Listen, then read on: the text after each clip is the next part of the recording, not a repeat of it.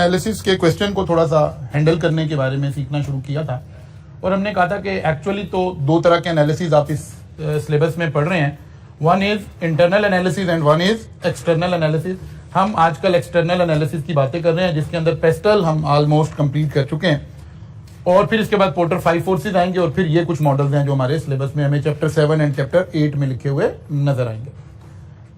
फिर हम सारा ये देख चुके थे कि कैसे हमें लेकर चलना है। कल हमने बात की थी कि अगर पॉलिटिकल एनालिसिस हमें करना पड़े तो हमारे लिए क्या तरीका होगा। साथ हमने बात की थी कि जब भी पेस्टल एनालिसिस आएगा तो कोई हमें ओपनिंग पैराग्राफ में कोई एक दो लाइंस की जरूरत पड़ेगी। तो वो जिस तरह आप लोग इंटरेस्टेड होते हैं कि सर याद क्या करना है, तो पेस्टल के लिए रटा लगाने के लिए, रिप्रोड्यूस करने के लिए ये एक ओपनिंग पैराग्राफ आप याद कर लें। जब भी पेस्टल एनालिसिस कर रहे होंगे हम इस तरह से इसका आगाज कर लेंगे। फिर हमने कहा था कि जी पेस्टल एनालिसिस के अंदर पॉलिटिकल एनालिसिस अगर हो रहा है तो फिर हमें किन बातों में, सवाल में से क्या चीजें ढूंढनी है, या अगर हो सकता है सवाल में ये चीजें नहीं है तो खुद से सवाल क्या रेज करने हैं और अपॉर्चुनिटीज और थ्रेट को कैसे लेकर चलना है। हमने सबसे पहले बात की थी कि सबसे पहले किसी भी कंट्री के अंदर देखना चाहिए गवर्नमेंट में कौन है। सेकंड देखना चाहिए कि गवर्नमेंट की स्टेबिलिटी की क्या सूरत हाल है, गवर्नमेंट स्टेबल है, अनरेस्ट है, क्या है। अब स्टेबिलिटी कैसे नजर आएगी, मतलब वो कहते हैं कि जी रिसेंटली इलेक्शन हुए, इसका मतलब है अगर 4 ईयर का टेन्योर है तो अब अगले 4 साल स्टेबिलिटी नजर आ रही है। और अगर वो कहता है जी आखिरी 6 महीने चल रहे हैं गवर्नमेंट के, तब स्टेबिलिटी नहीं है, जाहिर अनसर्टेनिटी है, पता नहीं कौन नई गवर्नमेंट कौन आएगी, उसकी पॉलिसीज क्या होंगी, किस तरह से होंगी। तो यहां से हम इसका थोड़ा सा लिंक क्रिएट कर लिया करेंगे। करप्शन का लेवल ये डिफरेंट सर्वेज की मदद से एग्जामिनर आपको देगा, कोई गैलप सर्वे में दे देगा, कोई करप्शन इंडेक्स दे देगा, कोई समथिंग लाइक दिस। वहां से पता चलेगा कि करप्शन का लेवल इंक्रीज हो रहा है या कि डिक्रीज हो रहा है आपके क्वेश्चन में, ठीक है ना। फिर टैक्स पॉलिसीज क्या है, टैक्स एग्रेसिवली लगाया जा रहा है, टैक्स एग्जेम्पशन दी जा रही हैं, जिस बिजनेस का जिक्र हो रहा है वहां क्या टैक्सेशन की पॉलिसीज हैं। समटाइम कोई दूसरी कंपनी आपकी कंट्री के अंदर या आपकी कंट्री की कंपनी किसी दूसरी कंट्री के अंदर जाकर बिजनेस करने का सोच रही है और हम वहां का पेस्टल एनालिसिस करना चाह रहे हैं, तो हमें टैक्स पॉलिसीज फॉरेन इन्वेस्टमेंट के एंगल से भी देखनी पड़ेगी। कि मसलन अगर हम यूके में जाके कोई बिजनेस करना चाह रहे हैं तो हमें देखना पड़ेगा कि यूके में एक फॉरेन कंपनीज के लिए टैक्स पॉलिसीज क्या है। जाहिर है इसका इशारा कहीं पर गिवन होगा। फ्रीडम ऑफ प्रेस या फ्रीडम ऑफ स्पीच कितनी है कंट्री के अंदर, ये भी सर्वेज की मदद से और इस तरह के उससे मिलेगी हमें। गवर्नमेंट रेगुलेशन एंड डीरेगुलेशन, यानी ये सेक्टर रेगुलराइज है या कि डीरेगुलराइज है। जैसे हम कहते हैं कि पाकिस्तान में पावर जनरेशन जो है वो एक रेगुलराइज सेक्टर है। नेपरा डिटरमिन कर रहा है प्राइसेस, सारा कुछ। आप ओपन डिमांड एंड सप्लाई के ऊपर इन चीजों को लेकर नहीं जा सकते। मसलन बहुत सारे पावर जनरेशन आ गई, लेकिन क्या इस सेक्टर में कंपटीशन वैसे ही है जैसे यूफोन, मोबिलिंक और वारिद और जैज का है? नो, ये ओपन कंपटीशन था, रेगुलराइज सेक्टर नहीं है। हर कंपनी अपनी पॉलिसीज खुद बनाएगी, अपनी प्राइसिंग खुद डिसाइड करेगी, सारा कुछ करेगा। उसका फायदा क्या हुआ, जैसे ही कंपटीशन इंक्रीज हुआ ड्रास्टिकली चार्जेस नीचे चले गए। मतलब आज से 10 साल पहले जो मोबाइल चार्जेस थे आज उसका शायद 20% चार्जेस रह गए। इन्फ्लेशन की वजह से ऊपर जाने चाहिए थे, नीचे आ गए हैं। क्यों? कंपटीशन का बेनिफिट हो गया। लेकिन पावर जनरेशन जितने भी लोग आ गए, क्योंकि ये रेगुलराइज सेक्टर है, हम प्राइसेस डिपेंडेंट ही रहेंगे गवर्नमेंट के ऊपर कि गवर्नमेंट क्या डिसीजन लेती है। तो ये भी हमें पॉलिटिकली देखने की जरूरत पड़ती है। बाइलैटरल रिलेशंस कहते हैं, दो गवर्नमेंट्स के दरमियान में बाइलैटरल रिलेशंस कैसे है, जिन दो कंट्रीज की हम आपस में बात कर रहे हैं। देखेंगे कि रेगुलराइजेशन हमारी फेवर में है। मसलन मैंने जो आईपीपीज की बात की, आईपीपीज ने गवर्नमेंट क्या करती है हमारी कंट्री के अंदर, ये जो हम सारी पॉलिटिकल गुफ्तगू भी जब हम एनर्जी सेक्टर के ऊपर क्राइसिस की बातें कर रहे होते हैं कि क्योंकि हम फंसे हुए थे, एनर्जी हमारे पास थी नहीं, गवर्नमेंट ने रेगुलराइज करके प्लांट लगवा लिए, क्योंकि ये इन्वेस्टमेंट इंटेंसिव इंडस्ट्री थी। गवर्नमेंट ने प्लांट लगवा लिया, सारा कुछ कर लिया। साथ ही गारंटी गवर्नमेंट ने दी कि यार हम इस प्लांट से बिजली बनाएं या ना बनाएं, आपको 12% रेट के ऊपर रिटर्न मिलता रहेगा। अब इस रेगुलराइजेशन का तो इस इंडस्ट्री को फायदा हुआ, ठीक है ना। गवर्नमेंट ने कहा जी हम आपसे बिजली इस रेट पर खरीदेंगे, हम खुद सब्सिडी देकर अपनी आवाम को सस्ती बिजली देंगे। इस रेगुलराइजेशन का तो फायदा हुआ। तो हमें देखना पड़ेगा ऑब्वियसली वहां भी कि बेनिफिट। और बाइलैटरल रिलेशन, उन दो कंट्रीज के आपस में रिलेशन कैसे हैं। मतलब हम इंडिया और पाकिस्तान, एक पाकिस्तानी कंपनी इंडिया में इन्वेस्ट करना चाह रही है या एक इंडियन कंपनी पाकिस्तान में इन्वेस्ट करना चाह रही है, तो हमें देखना पड़ेगा कि दो कंट्रीज के पॉलिटिकल हालात कैसे हैं। ये तो एकदम से एक दूसरे से नाराज हो जाते हैं, एकदम से बैन कर देते हैं चीजों को। इसकी निस्बत पाकिस्तान और चाइना आपस में काम करना चाह रहे हो, पाकिस्तान और टर्की आपस में काम करना चाह रहे हैं, पाकिस्तान और ईरान आपस में काम करना चाह रहे हैं, तो हमें इस वाली बात को भी पॉलिटिकली देखने की जरूरत पड़ेगी। फिर आ गया import export policies, overall country की इंपोर्ट एक्सपोर्ट पॉलिसीज क्या हैं, size of the government development funds क्या है, ये सारा कुछ देखना पड़ेगा। इस तरह से फिर हमने कल इस सारे को देखा था कि इसमें हमें कैसे इंपैक्ट को कैलकुलेट करना है। ये पॉलिटिकल तो हम सारे का सारा एनालिसिस ऑलरेडी करके जा चुके थे। आज आते हैं अगर कि अब ये इकोनॉमिक, हम इन चीजों को कुछ को कैलकुलेट करना सीखेंगे आज के लेक्चर के आखिरी हाफ में। इकोनॉमिक में जी सबसे पहले इकोनॉमिक में ग्रोथ रेट कंट्री का क्या चल रहा है, ये क्वेश्चन में गिवन होगा ऑब्वियसली, तो हम इसको देखेंगे। और अगर नहीं गिवन होगा तो फिर इफ एंड बट करके हम क्वेश्चन रेज करेंगे कि हमें ग्रोथ रेट देखने की जरूरत है। इंटरेस्ट रेट, मुल्क में इंटरेस्ट रेट क्या चल रहा है, इंटरेस्ट रेट से बिजनेस को बेनिफिट लॉस क्या होगा, कॉस्ट ऑफ कैपिटल इंक्रीज हो रही है, ठीक है ना। अगर हमें कोई लीजिंग करवानी है, कोई बोरोइंग करनी है, वो सारी की सारी कॉस्ट इससे लिंक हो जाएगी। इन्फ्लेशन रेट, इन तीन रेट को इकोनॉमिक कंडीशन में डिस्कस करना मेरा नहीं ख्याल के इस लेवल पर आपको कोई प्रॉब्लम आएगी। एंड पर्टिकुलरली जबकि क्वेश्चन में इनका कहीं जिक्र भी आ रहा हो तो ऑब्वियसली हम फौरन इसको लिंक करेंगे। ये हमारे की इंडिकेटर्स में भी हमने बात की थी कि ये हमें की इंडिकेटर बता रहे होंगे। फिर जी एक्सचेंज रेट, पाकिस्तान जैसे कंट्री के लिए तो और ज्यादा इंपॉर्टेंट बात होगी, ठीक है। और अब हमें एक्सचेंज रेट भी देखना पड़ेगा।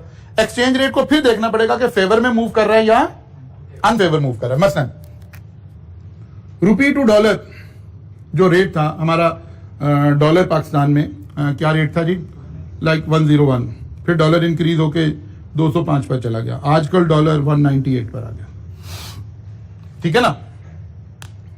हम इस मूवमेंट को किधर देखें, पॉजिटिव देखें कि नेगेटिव देखें जी, बिजनेस के मसलन, वेरी गुड, शाबाश, वेल डन, एग्जैक्टली देखना है कि आपका बिजनेस कौन सा है।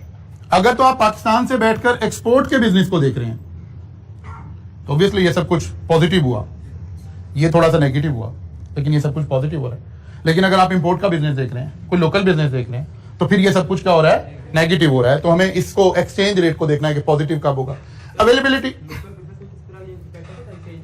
एक्सचेंज रेट का बेतहाशा इंपोर्ट लोकल बिजनेस के ऊपर आता है। उसकी रीजन ये है, हमारे इंग्रेडिएंट लिंक है ना, रॉ मटेरियल। मसलन हम टेक्सटाइल की बात करते हैं, हम कहते हैं सर कॉटन तो हम यहां पैदा करें।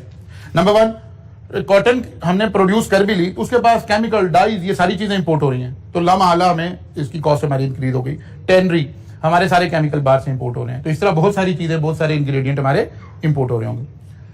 अवेलेबिलिटी ऑफ क्रेडिट, क्या प्रूडेंशियल रेगुलेशन, एक लफ्ज लिखे प्रूडेंशियल रेगुलेशन, ये कहीं इस्तेमाल करेंगे फिर आप। अवेलेबिलिटी ऑफ क्रेडिट, कितना लोन मिलेगा, लोन मिलेगा कि नहीं मिलेगा, ये सारी बातें कौन बताया करेगा, स्टेट बैंक ऑफ पाकिस्तान। जब हम पाकिस्तान में बिजनेस को डिस्कस कर रहे होंगे तो किसका जिक्र आएगा, स्टेट बैंक ऑफ पाकिस्तान। और इसके वो रूल्स जो इन चीजों को डिफाइन करते हैं उनको हम क्या कहते हैं, प्रूडेंशियल रेगुलेशन। जैसे बिल्कुल रिसेंटली अभी पिछले वीक में हमने प्रूडेंशियल रेगुलेशन को फिर रिवाइज किया। कैसे रिवाइज किया, हमने कहा कि जो गाड़ी है, फलां गाड़ी 3 साल से ज्यादा की लीज नहीं हो सकती, और फलां गाड़ी 5 साल तक की लीज हो सकती है। प्रीवियसली 7 ईयर की लीज थी। इसका मतलब है गाड़ियों की लीजिंग में प्रूडेंशियल रेगुलेशन ने अवेलेबिलिटी ऑफ क्रेडिट को क्या कर दिया, रिड्यूस कर दिया, ठीक है ना। अवेलेबिलिटी ऑफ क्रेडिट को क्या कर दिया, रिड्यूस कर दिया। फिर इंपोर्टेड गाड़ियों के लिए अवेलेबिलिटी ऑफ क्रेडिट को 0 कर दिया, ठीक है। इसी तरह किसी बिजनेस के लिए हो सकता है कि इस बिजनेस में क्रेडिट अवेलेबल है, इस बिजनेस में क्रेडिट अवेलेबल नहीं है। जैसे जब ये आया, कोविड आया, तो गवर्नमेंट ने क्रेडिट इंक्रीज किया। आप स्टेट बैंक की उस वक्त की सारी प्रूडेंशियल रेगुलेशन देखें, क्योंकि कोविड एक मेन इवेंट है आपके एग्जामिनेशन के लिए, हर वक्त उसका लिंक आ रहा होगा। तो कोविड के दरमियान में हमने क्या किया, हमने क्रेडिट फैसिलिटी इंक्रीज कर दी, पर्टिकुलरली एक्सपोर्ट इंडस्ट्री के लिए तो और ज्यादा इंक्रीज कर दी, लोकल के लिए भी इंक्रीज कर दी, और इंटरेस्ट रेट रिड्यूस कर दिया।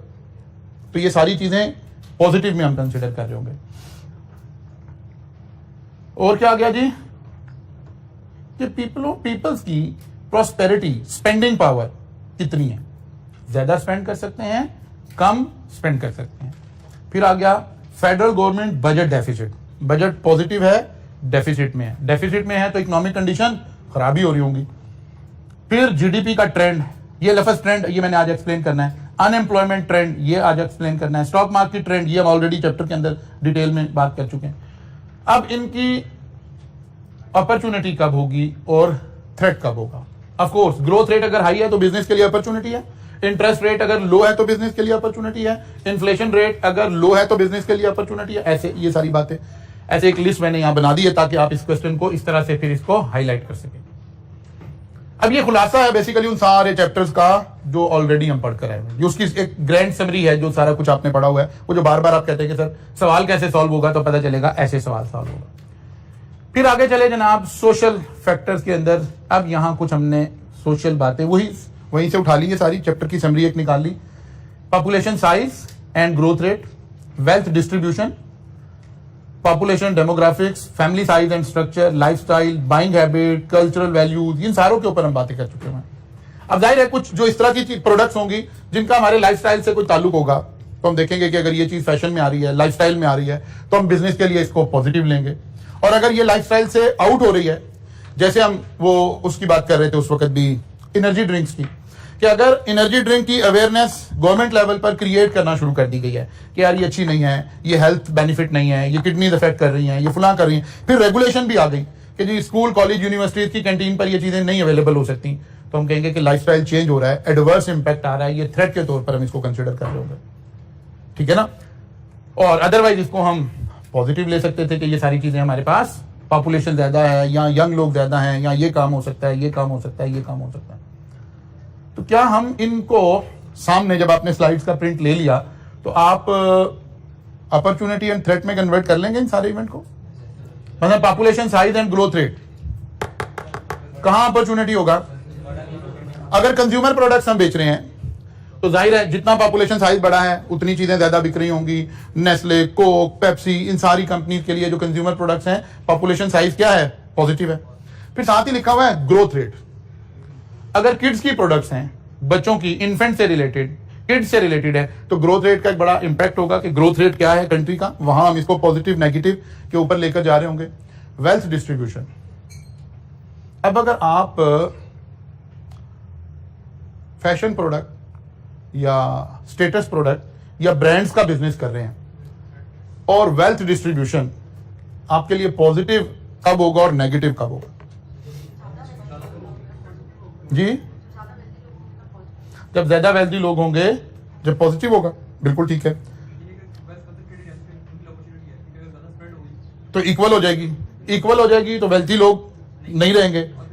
इसका मतलब है हमारे जैसे कंट्रीज के अंदर जहां वेल्थ की डिस्ट्रीब्यूशन इक्वली डिस्ट्रीब्यूट नहीं है, क्लास डिफरेंसेस एग्जिस्ट करते हैं। जब तक क्लास डिफरेंसेस एग्जिस्ट करते हैं, जब तक शो ऑफ प्रोडक्ट की ज्यादा रिक्वायरमेंट है। एक्चुअली ह्यूमन साइकी क्या है, वो अपनी प्रोडक्ट्स के जरिए अपनी क्लास बताना चाहता है। वो अच्छी गाड़ी, अच्छा घर, अच्छी रेजिडेंस, इन सारी चीजों से वो क्या बता रहा है कि मैं इस वाली क्लास से बिलोंग करता हूं। और अगर सब लोग एक जैसे उसमें आगे, मैं लेता हूं बेटा आपका क्वेश्चन, अगर सब एक जैसे उसके अंदर आगे, फिर तो क्लास है नहीं। जब क्लास है नहीं तो फिर खुद ब खुद सादगी आना शुरू हो जाएगी। सब एक जैसे होंगे, इतना ज्यादा कोई खास फर्क नहीं पड़ रहा होगा। जी,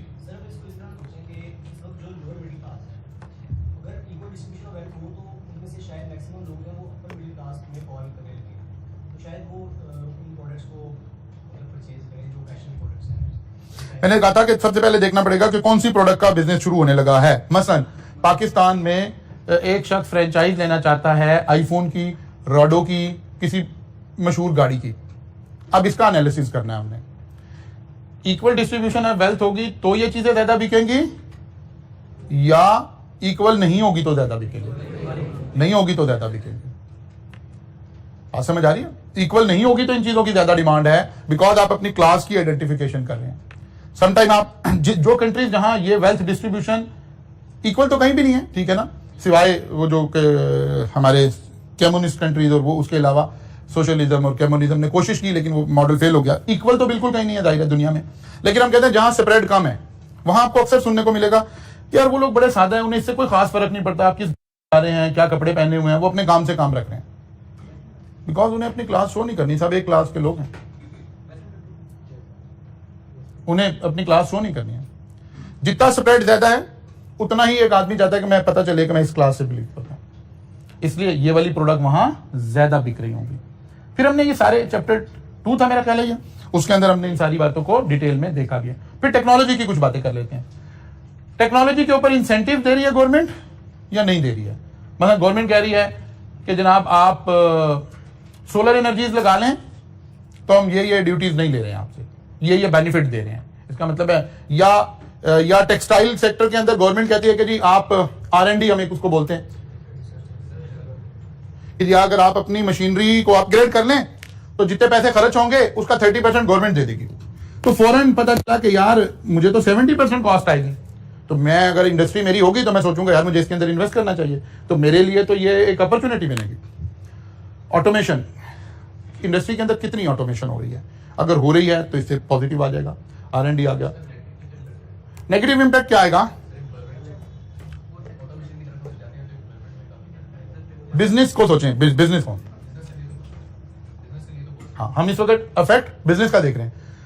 एम्प्लॉयमेंट के मसाइल क्रिएट होंगे, ये वाली बात तो एम्प्लॉय के शू में जाके देखने होगी। जब हम पेस्टल एनालिसिस कर रहे हैं उस वक्त हम बिजनेस के एंगल से देख रहे हैं कि ये मार्केट मेरे बेनिफिट में आएगी कि नहीं, मेरे बिजनेस के बेनिफिट में आएगी कि नहीं आएगी। जितनी ज्यादा ऑटोमेशन होगी उतना ज्यादा हमारा ह्यूमन बिहेवियर से जान छूट जाएगी।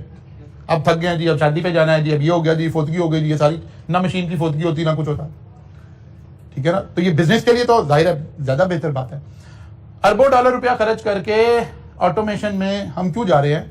ह्यूमन बिहेवियर से बचने के लिए जा रहे हैं। अच्छा जी, जी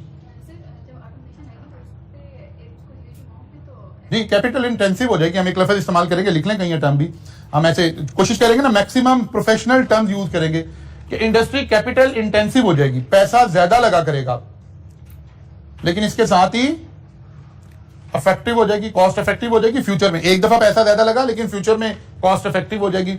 हमें कंपेटिटिव एडवांटेज मिल सकता है, ये लफ्ज भी लिख लें, हमें कंपेटिटिव एडवांटेज मिल सकता है। हमारी प्रोडक्ट की क्वालिटी बेहतर हो जाएगी, हमारी प्रोडक्ट की क्वालिटी में कंसिस्टेंसी आ जाएगी, क्योंकि जब मशीन से हम ये सारा काम कर रहे होंगे तो फिर ये सारे काम क्वालिटी बेहतर हो जाएगी, इंटैक्ट हो जाएगी, कंसिस्टेंसी आ जाएगी। लास्ट टाइम मैंने वीडियो आपसे शेयर की थी, वो सब कुछ जहन में रखें।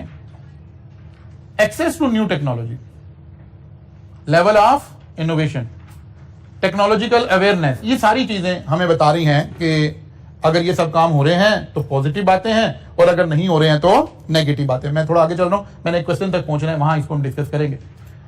फिर आ गया जी, ई से क्या बना था?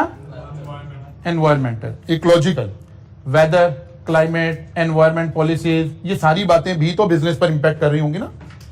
मसलन अगर सियाचिन में जाके कोई बिजनेस करना है तो हमें सबसे पहले देखना पड़ेगा यार वहां एनवायरमेंट क्या होगा, वेदर क्या होगा, सेफ्टी मेजर्स क्या रिक्वायर्ड होंगे, ठीक है। तो ये सारी चीजें भी हमें आ रही होंगी। इसके बाद लीगल के ऊपर भी हमने बात की। असल में मैं यहां पहुंचना चाहता हूं ताकि ये बात आज कहीं थोड़ी सी कंक्लूड हो जाए। हमने एक डेटा गैदर किया है, ये स्लाइड आप लिख लेंगे या मैं दोबारा सेंड कर दूंगा शाम में, ये आपके पास अभी नहीं है। एक कंपनी है जी, हम एक सिनेरियो क्रिएट करने लगे और फिर देखते हैं कि अब हम इनका एनालिसिस कैसे किया करेंगे। एक कंपनी है FTC, एक मारूफ कंपनी, ये यूके की एक कंपनी है जो हमारे प्रोफेशन में एजुकेशन सर्विसेज प्रोवाइड करती है, ठीक है। इसी तरह की एक कंपनी है कैपलॉन, इसी तरह की एक कंपनी है BPP। हम ये अज्यूम कर रहे हैं कि इनमें से कोई कंपनी पाकिस्तान में आकर CA की एजुकेशन का कॉलेज खोलना चाह रही है। बैकग्राउंड क्या है? ओपनिंग पैराग्राफ लगा कि FTC is planning to invest in Pakistan, किस सेक्टर में? CA की एजुकेशन में, RAETS, वो रेट्स कॉलेज ओपन करना चाहते हैं पाकिस्तान में। तो जो डाटा उन्होंने गैदर किया, क्वेश्चन में अगर एक अच्छा क्वेश्चन बनना शुरू हुआ, अभी तो एग्जामिनर बिल्कुल बेसिक क्वेश्चन बना रहा है, तो अब ये क्वेश्चन, ये डाटा उसने आपके साथ शेयर किया पिछले 4 साल का, और अब वो कह रहा है कि आप इसके ऊपर पेस्टल एनालिसिस अप्लाई करें। 2019, 20, 21, 22 नंबर ऑफ स्टूडेंट, वो कहते हैं नंबर ऑफ स्टूडेंट हम पेपर्स को काउंट करते हैं। हम सब कॉलेजेस आपस में इस सेक्टर में हम स्टूडेंट को 1, 2, 3 काउंट नहीं करते कि कॉलेज में कितने स्टूडेंट पढ़ रहे हैं, ये नहीं देख रहे होते। हम देख रहे होते हैं कि कॉलेज कितने पेपर इस दफा टीच कर रहे हैं, बिकॉज कॉलेज का रेवेन्यू पर पेपर अटैच होता है ना। वो कहते हैं कि 2019 में ओवरऑल पाकिस्तान में CA कैफ लेवल की ये डाटा शेयर हो रहा है। 38,000 पेपर थे, जो फिर 40,000 हो गए, फिर 45,000 हो गए, अब 55,000 पेपर है ओवरऑल पाकिस्तान में। अच्छा, ये डाटा कोई ऑलमोस्ट रियलिटी के करीब करीब है। आप कहेंगे सर ये पेपर कहां से पता चलेंगे? तो अभी आईकैप का रिजल्ट आया था मार्च में, हर पेपर में कितने बच्चे अपीयर हुए थे उसका टोटल लगा ले तो कोई ऑलमोस्ट ऐसी सी फिगर आ रही होगी। अच्छा जी, फी पर पेपर फिजिकल वो कह रहे 2019 में 20,000 फीस थी, 2020 में भी 20,000 फीस थी, 2021 में भी 20,000 फीस थी, 2022 में 15,000 हो गई। अच्छा जी, फी पर पेपर ऑनलाइन वो कहते 2019 में 20,000 थी, फिर 20,000 थी, फिर 18,000 हो गई, फिर 12,000 हो गई। इन्फ्लेशन कंट्री में क्या चल रही थी? 9%, फिर 10%, फिर 12%, फिर 14%। कंट्री में ग्रोथ रेट जीडीपी क्या चल रहा था? 3.5% 2019 का ग्रोथ रेट था, फिर ये जीरो पे चला गया। मैंने अदबन जीरो लिखा वरना नेगेटिव में चला गया था। मैंने कहा आप बच्चे पीटीआई के बैठे होते हैं तो मैंने दिल आजारी से बच्चों के से बचने के लिए मैंने इसे जीरो लिखा फिर ये दोबारा 5% पे चला गया, फिर 5.5% पे चला। खुश हो जाए, मैंने सही बात लिखी है। टेक्नोलॉजी को मैंने हाइपोथेटिकल लिखा है, हम इतने बैकवर्ड नहीं थे, लेकिन क्योंकि टेक्नोलॉजी को ताकि आप एवेल्युएट कर सकें क्वेश्चन में, हमने कहा जी 2019 में 2G टेक्नोलॉजी थी, 20 में भी 2G थी, फिर 3G आ गई, फिर 4G आ गई। अच्छा जी, नंबर ऑफ रेट्स कॉलेजेस कितने थे? 2019 में 8 कॉलेज थे, फिर 10 हो गए, फिर 11 हो गए, फिर 12 हो गए। अच्छा ये जरूरी नहीं है, डाटा एग्जैक्ट नहीं है। ऑनलाइन मिक्स वो कह रहा है 2019 में 10% लोग ऑनलाइन पढ़ते थे, 2020 और 21 में 100% ऑनलाइन पे चले गए। नीचे क्वेश्चन में वो बता देगा कि कोविड की वजह से कॉलेजेस बंद थे तो सारे लोग ऑनलाइन पे चले गए। अब फिर वो बताएगा कि कोविड खत्म हो गया, कॉलेजेस ओपन हो गए हैं, अब 2022 में सारा कुछ हो गया, लेकिन अब 70% लोग ऑनलाइन पर बैठे हुए हैं, 30% फिजिकल पर बैठे हुए हैं। एक्चुअली ऐसे डाटा को हमने लिंक करना होगा। जैसे ही आपका कोई क्वेश्चन आएगा तो हमें देखना होगा कि एग्जामिनर नीचे जाकर क्या बातें डिस्कस करेगा, कैसे लेकर चलेगा। अच्छा जी, फिर उसने मैंने यहाँ 3, क्योंकि स्लाइड मेरे पास इतनी थी, मैंने सिर्फ 3 बातें लिखी हैं। New scheme announce which require 60% marks instead of 50% as eligibility criteria to join CA. Rent and electricity charges has drastically increased during last 3 years. Chartered accountant are only authorized to conduct audit services in Pakistan. ये एक data आ गया जी आपके पास। अब वो कहता है you are required to analyse as PESTLE analysis करें। अब हम किसके एंगल से देख रहे हैं? यहां मैंने एक एक्स्ट्रा सिनेरियो क्रिएट किया कि यूके की कोई एक कंपनी आ रही है, ठीक है। अच्छा, कुछ डाटा एग्जामिनर ने दिया होगा, जैसे मैंने यहां पर आपको दे दिया, क्योंकि अभी तो सवाल ही अवेलेबल कोई नहीं है। कुछ क्वेश्चन आईकैप की किताब में अवेलेबल है ना, पास पेपर में कुछ क्वेश्चन अवेलेबल हैं, तो कहीं हम खुद बनाएंगे या प्रैक्टिस करवाएंगे या कॉन्सेप्ट रेज कर देंगे आपका इतना कि आप खुद से चीजों को फिर रीड करके देख सकें। अब फर्ज किया ये सवाल आया है, लेकिन कंपनी ये आ रही है, यूके से एक कंपनी आ रही है। अब पहले तो ना हम एज अ एनालिसिस जब भी हमने करना होगा, पहले तो हमें एक स्किल सीखनी पड़ेगी कि क्वांटिटेटिव एनालिसिस अगर आ गया तो एग्जाम में हम उसको पिच कैसे करेंगे। मसलन हमें बात करनी है कि नंबर ऑफ स्टूडेंट्स का जो ट्रेंड है ना, ये क्या ट्रेंड है। अब इस बात को एग्जाम में प्रोफेशनली लिखने का क्या तरीका हो सकता है? एक तो हमने ये बात सीखनी है। हमारे पास 2 तरीके हो सकते हैं। एक हम ईयर टू ईयर, अब डिपेंड करेगा ना कितनी गुफ्तगू करनी है, कितने मार्क्स अवेलेबल हैं, ठीक है। हम अभी डिटेल्ड गुफ्तगू करने की बातें कर रहे हैं, आज का दिन भी कल का दिन भी। फिर इस डिटेल के साथ साथ सीखते जाएंगे कि अगर समराइज करनी होगी तो क्या करेंगे। मसलन जी मुझे डिटेल्ड गुफ्तगू करनी है नंबर ऑफ स्टूडेंट के ऊपर, तो मेरे पास ऑप्शंस क्या अवेलेबल हैं? मेरे पास ऑप्शन अवेलेबल हैं, मैं year two year growth rate calculate कर लूं। कैसे? मेरे पास 2019, 2020, 2021 और 2022 का डाटा है। तो जाहिर है जो अवेलेबल डाटा है, कोई एक साल तो क्या बन जाएगा, बेस ईयर बन जाएगा। तो ग्रोथ हमने कैलकुलेट की तो पता चला 2019 की तो ग्रोथ नहीं बता सकते, ये तो बेस ईयर बन गया। 2020 में कितनी ग्रोथ आई? अब ग्रोथ निकालने का आसान सा तरीका क्या है? 2 बातें आपके पास। एक तरीका है चेंज देखें, कितनी चेंज आई है 2000 स्टूडेंट की, तो आप ऐसे ग्रोथ निकाल सकते हैं 2000 डिवाइडेड बाय 38,000 मल्टीप्लाइड बाय 100। ये ग्रोथ आ गई हमारे पास, ठीक है ना। और उससे अगले साल कैसे निकाल रहे होंगे कितनी ग्रोथ आई है? फिर 2000 है, 2000 डिवाइडेड 5000 है, 5000 डिवाइडेड बाय 40,000 मल्टीप्लाइड बाय 100। और उससे अगले साल 10,000 डिवाइडेड बाय 45,000 इंटू 100। ये परसेंटेज में ग्रोथ आ गई आपके पास। एक ऑप्शन आपके पास ये है। एग्जामिनर डेफिनेटली इसको लाइक करेगा कि आप अगर मार्क्स ज्यादा थे, ईयर टू ईयर एनालिसिस करते हुए चले जाएंगे। ये ऑप्शन 1 आ गया, आपने परसेंटेज में लिख दी। एक कभी आप उधर पढ़ के आए हैं क्यूएम वगैरह के अंदर इंडेक्स नंबर। एक हो सकता है हम इसको इंडेक्स नंबर की शक्ल में ग्रोथ लिखते हैं। इंडेक्स नंबर का मतलब क्या होता है कि आप ये जो चेंज है ना, ये ना लिखें, बल्कि यहीं पर क्या लिखेंगे, 40,000 डिवाइडेड बाय 38,000। इसका आंसर लें 1 पॉइंट, और इसका क्या आंसर आया था? बात समझ आ रही? ये हमने परसेंटेज में लिखा है कि 5% इंक्रीज हुआ। ये हमने इंडेक्स नंबर 1.05 का मतलब ये 5% ही चेंज थी। तो अब दोनों में से किसी भी तरीके से कर सकते हैं। मसलन अब ईयर 2021 है तो 2021 में कितने स्टूडेंट हो गए हैं? 45,000 डिवाइडेड बाय इससे पिछले साल 40,000। आप ऐसे भी चल सकते हैं, ठीक है। और एक हम ओवरऑल ग्रोथ भी निकाल सकते हैं। वो कैसे निकलेगी? करंट स्टूडेंट कितने हैं? 55,000 divided by base 38,000 raise to power 1 by n. N कितने साल है ये? तो 4 को 3 लिखेंगे क्योंकि ग्रोथ 3 की आ रही होगी ना। जरा किसको कैलकुलेट करें, -1 कर दें, मल्टीप्लाइड बाय 100 कर दें तो परसेंटेज में आ जाएगा। ये जरा कर दें, इसको चेक कर लें कि ठीक है कि नहीं है। कितना आ गया है? अब जरा इधर तवज्जो करें, मैं क्या कह रहा हूं, इस बात को सीखें। अगर मेरे पास मार्क्स ज्यादा अवेलेबल थे, इस एरिया में टाइम था, मार्क्स था, मैंने ईयर टू ईयर ग्रोथ दिखानी शुरू की।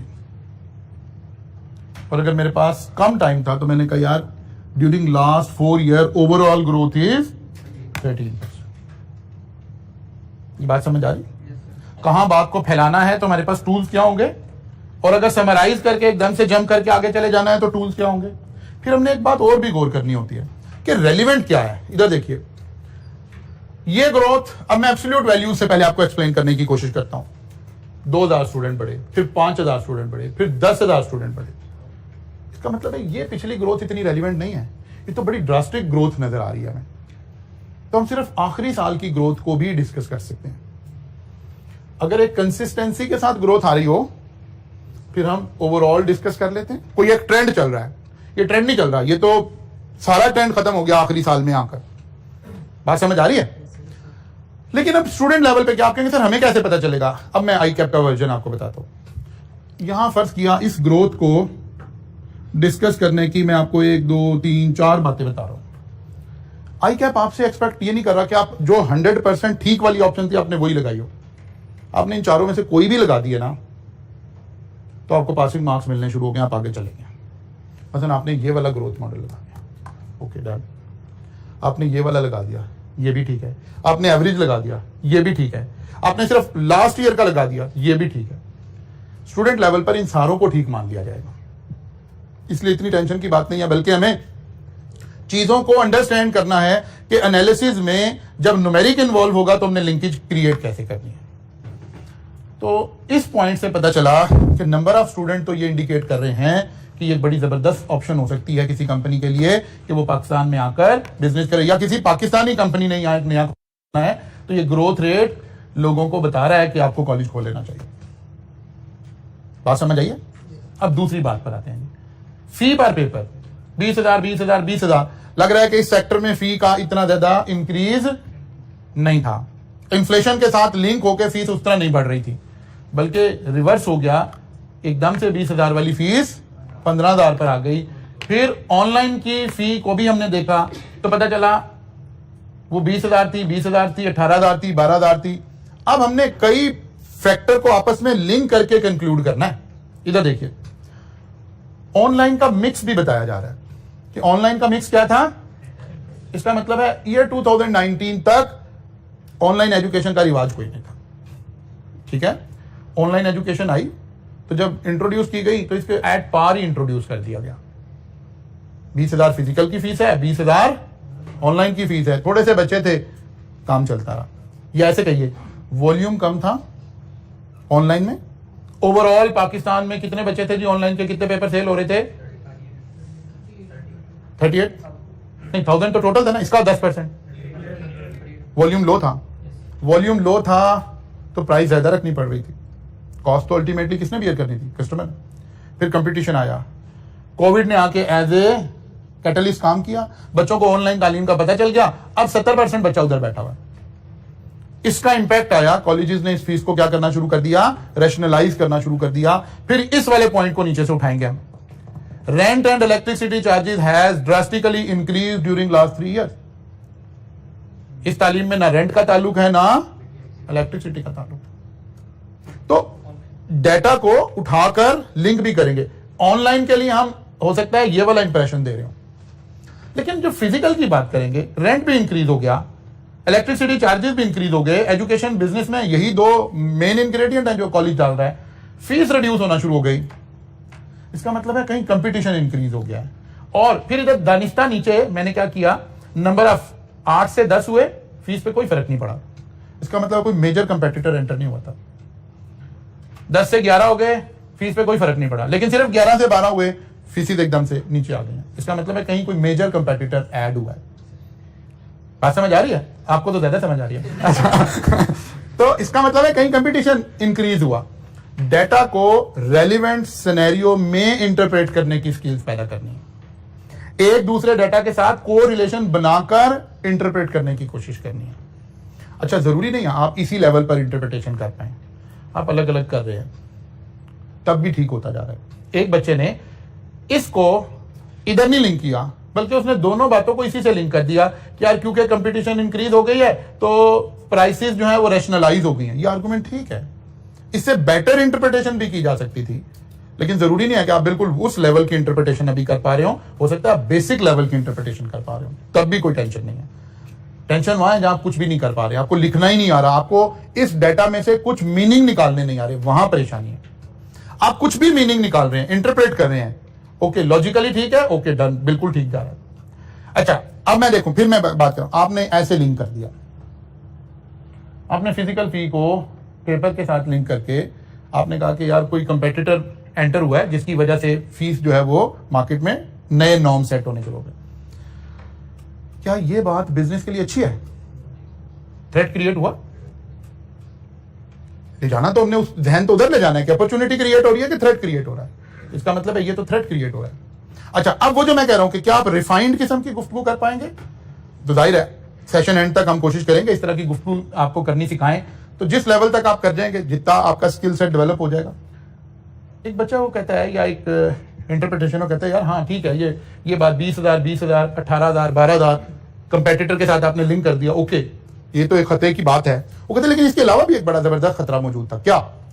वो कहते हैं पिछले 3 साल से फीस बराबर थी फिजिकल की, 20,000 मुल्क में इन्फ्लेशन 9 से 10% चली गई, 10 से 12% चली गई।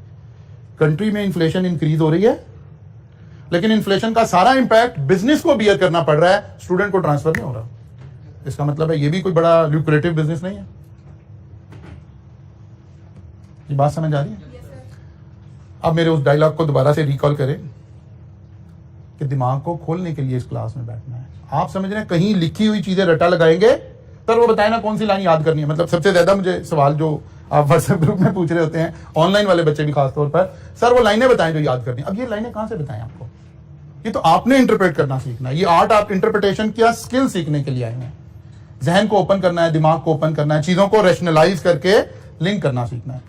तो ये 3 साल अगर हम अलग भी देखें तो तब भी बड़े खतरनाक बिजनेस है इस एंगल से कि ये इन्फ्लेशन के साथ इन्फ्लेशनरी इंपैक्ट जो है वो कस्टमर को ट्रांसफर नहीं हो रहा, बल्कि कॉलेजेस को खुद बियर करना पड़ रहा है। या कंट्री में ग्रोथ आ रही है, उस ग्रोथ का बेनिफिट फी में नहीं मिल रहा, नंबर ऑफ स्टूडेंट में मिल रहा है।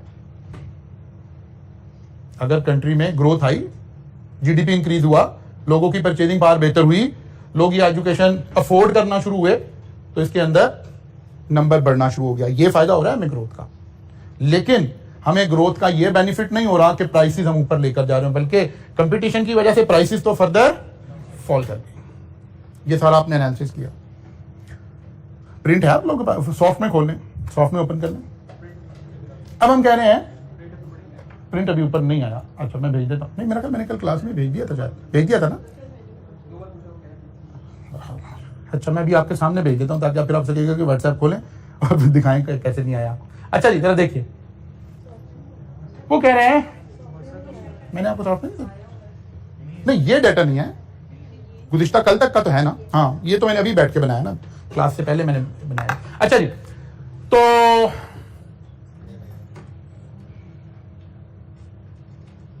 कौन कौन से इंपैक्ट हमने देखने, कौन कौन से इंपैक्ट हम देखने? लीगल को जरा देखिए, लीगल में क्या क्या आ रहा था? पॉलिटिकल आ गया था,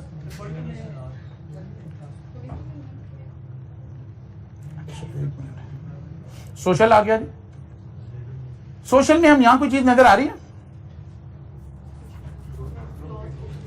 ग्रोथ, एजुकेशनल लेवल, ठीक है ना, लाइफस्टाइल, ठीक है, हम ये बातें यहां लिंक कर सकते हैं। अच्छा जी, लीगल को जरा देखते हैं, इनमें से जरा कोई देखे, कोई बात हमारी फेवर में जा रही है? कॉपीराइट्स एंड या डिस्क्रिमिनेशन लॉज या एजुकेशन लॉज।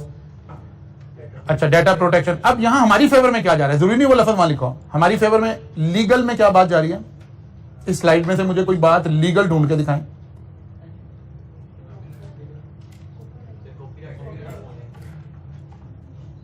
हाँ, ठीक है, very very good, very good. कि एक तो हमें पॉजिटिव एंड नेगेटिव देखने चाहिए कि कॉपीराइट्स का सूरत हाल क्या है। क्या ये लेक्चर सीए स्टार पर ही बिका करेंगे या कि कोई कॉपीराइट भी चलेंगे, है ना? एक तो ये थ्रेट, पॉजिटिव नेगेटिव, एक बात। और कोई बात हम लीगल में देखते हैं कि बेनिफिट क्या हुआ है, क्या चीज हमारी फेवर में जाती है। इस स्लाइड में से देखें, chartered accountant is only authorise, इसका मतलब है मोनोपोली है, कोई और बंदा ही काम नहीं कर सकता।